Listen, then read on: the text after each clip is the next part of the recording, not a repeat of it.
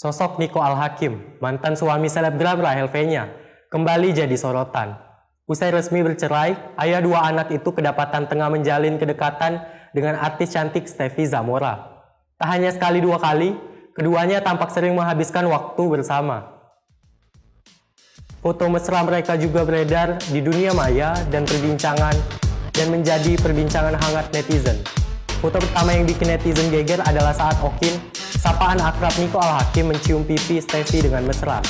Kedekatan mereka yang terekam jelas di kamera ini sontak disorot oleh netizen. Meski fotonya sudah beredar di akun gosip, Okin dan Steffi sama sekali tak melakukan klarifikasi soal hubungan mereka. Tak berhenti sampai di situ, setelah insiden foto cium pipi, tampaknya Okin dan Steffi mulai sering menghabiskan waktu bersama.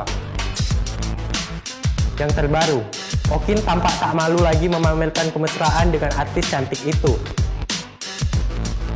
Dalam foto yang beredar, Steffi tampak duduk di pangkuan Okin seraya pinggangnya dipeluk dengan mesra. Melihat kedekatan mereka, tampaknya netizen tak kaget lagi.